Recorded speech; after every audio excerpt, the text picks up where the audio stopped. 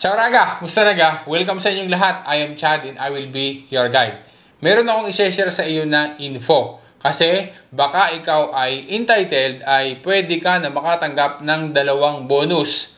Ang isa ay bonus na 100 euros. Tapos yung isa naman ay bonus naman na up to 1,200 euros. Kaya kung ikaw ay parehas na entitled sa dalawang bonus na iyan, maaari na ikaw ay makatanggap ng up to 1,300 euros na total. Alamin natin kung para ga kanino iyan, ano ga ang dalawang bonus na iyan, at saka Raga, take note ha kasi meron kang dapat na gagawin kung halimbawa na ikaw ay entitled para na sa ganoon ay matanggap mo ang dalawang bonus na iyan. Alamin natin ang detalye Raga, doon po na sigla, partiamo!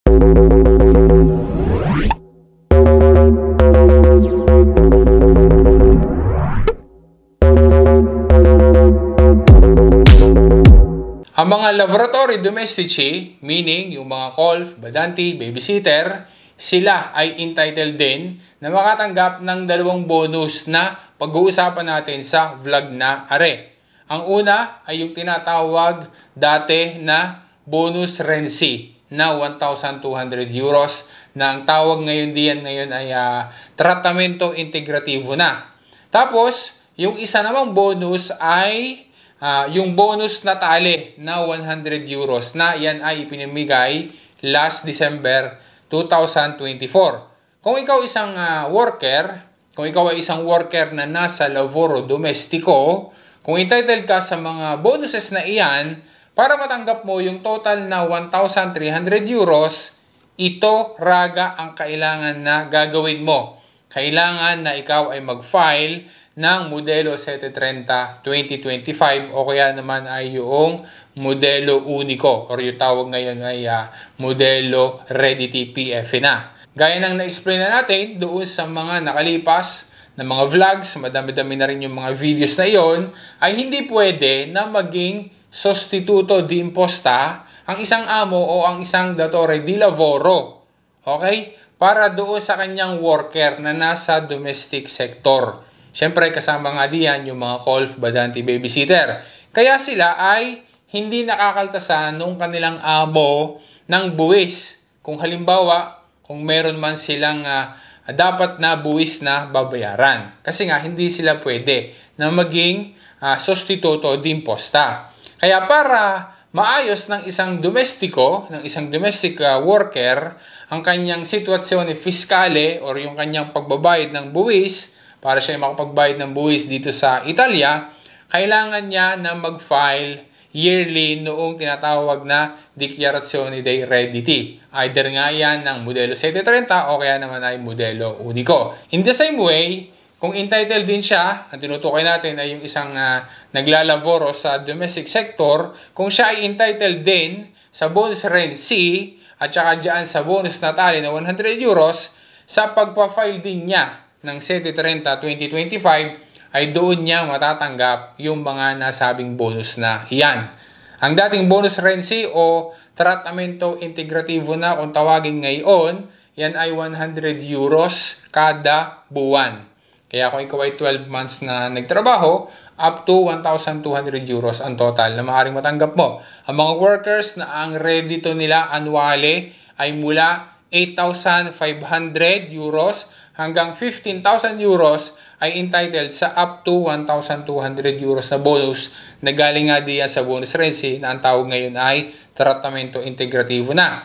Kapag ka naman mas mababa ang reddito annuale sa 8,500 euros ay hindi entitled sa bonus Renzi.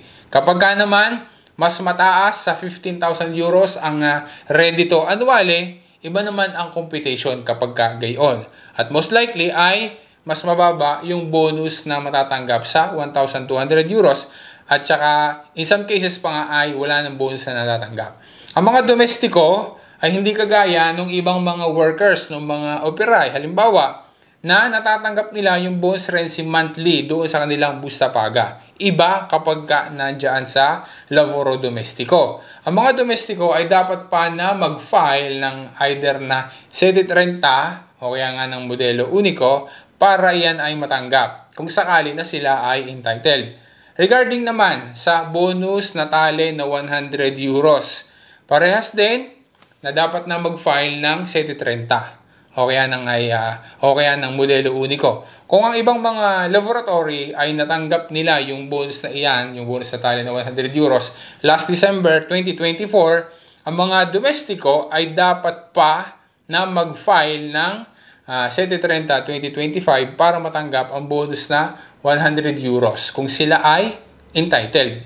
Ang mga requirements para sa bonus Natale na 100 euros ay dapat na ang reddito annually ay hanggang 28,000 euros noong 2024. Dapat din na at least mayroong isang filyo na fiscalmente akariko.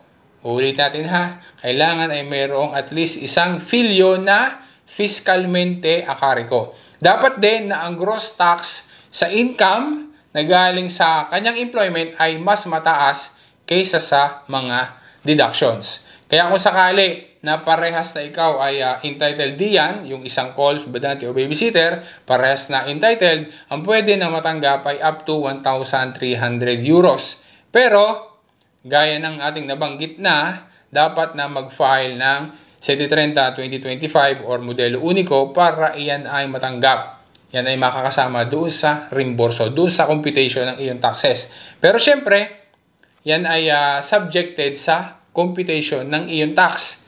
Kasi kung halimbawa na meron kang tax sa babayaran, i-offset ng bonus ang babayaran doon sa tax. Kaya kung magkano ang matira or kung may matitira, ay di yun ang magiging reimburso mo. Dahil sa dalawang bonus na iyan, ilan lang yan sa mga dahilan kung bakit na maigi na mag-file ng 730 ang mga nasa laboro domestiko, lalo pa at ang reddito annually nila or yung kanilang annual income ay mula sa 8,500 euros pataas. So yun Raga ha, sana ay nakatulong sa iyo ang info na ating binanggit sa video na are at ikaw ay nabigyan pa ng additional na motivation para ikaw ay mag-file ng either na 730 or uniko ngayong taon na ito. Sana rin Raga ay ma-share mo sa iba para sila ay maging aware din ukol sa bagay na ito. Maraming salamat sa panonood mo Raga. This is Chad and always remember, Chad will guide. Grazie Raga, alla prossima!